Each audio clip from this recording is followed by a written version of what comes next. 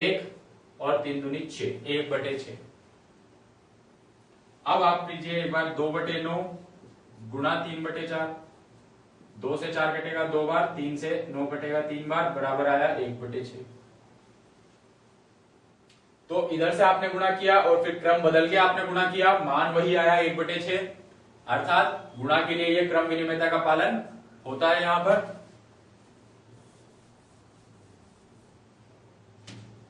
अब आते हैं भाग की तरफ। क्या भाग क्रम विनिमयता का पालन करता है परिमेय संख्याओं के लिए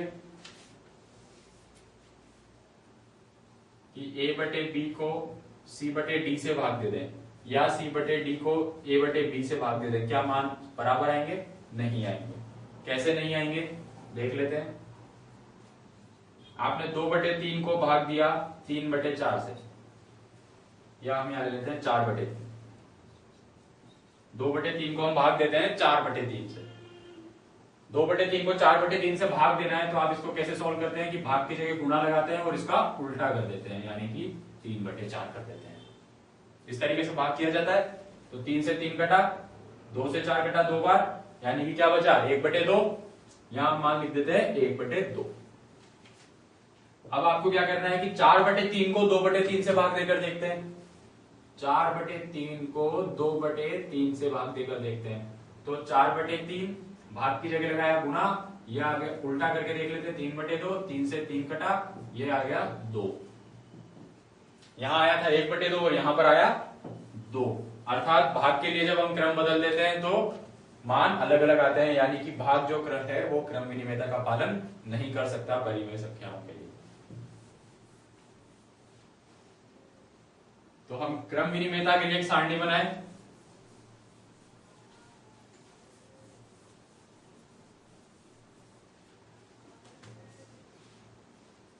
क्रम विनिमयता के लिए अगर हम सारणी बना रहे हैं, सबसे पहले बात करते हैं परिमेय की।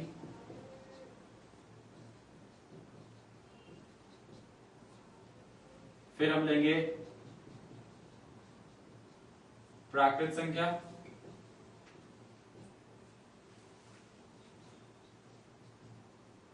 पूर्ण संख्या और पूर्णांक। तो अब हम देखते हैं कि परिमेय संख्याएं योग के लिए क्रम विनिमयता का पालन करती है। हाँ। क्या प्राकृत संख्याएं योग के लिए क्रम विनिमयता का पालन करती है? हाँ करती है। पूर्ण संख्याएं योग के लिए क्रम विनिमयता का पालन करती हैं और पूर्णांक भी सभी योग के लिए क्रम विनिमयता का पालन करते हैं।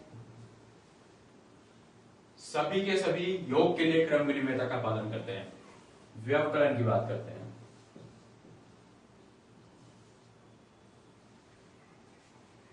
क्या परिमेय संख्याएं व्यवकलन के लिए पालन करती हैं क्रम विनिमयता का?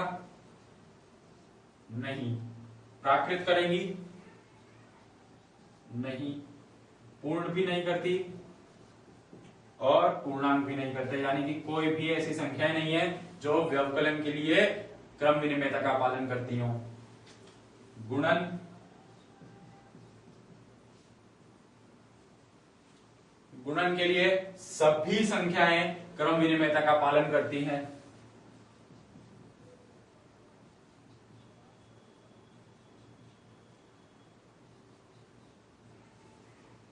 भाग के लिए कोई भी संख्याएं क्रम विनिमयता के नियम का पालन नहीं करती।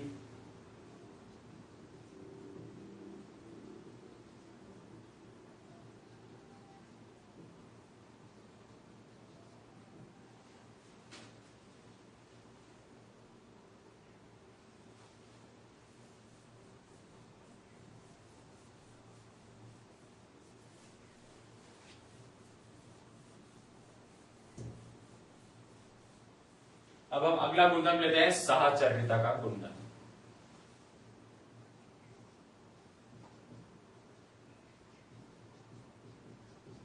साहचर्यता या इसे साहचरिता भी कहा जाता है। तो साहचर्य का नियम क्या कहता है कि यदि आप कर रहे हैं a plus b plus c, अर्थात हम ऐसे देख लें कि अगर हमारे पास 3 संख्याएं जोड़ने के लिए हैं a, b और c, ये 3 संख्याएं जोड़ने के लिए है, तो आप इन तीन संख्याओं को जोड़ते हैं तो कैसे जोड़ेंगे? पहले इन दो को जोड़ेंगे, फिर इसमें तीसरी जोड़ेंगे और कुछ आंसर लाएंगे, या पहले इन दो को जोड़ेंगे, फिर उसमें ये वाले जोड़ देंगे और फिर उसका आंसर लाएंगे। तो मतलब ये है कि आप इसको ऐसे भी लिख सकते हैं कि a प्लस बी प्लस सी, यानी कि पहले आप बी और सी को जोड़ेंगे फिर उसमें a जोड़ देंगे।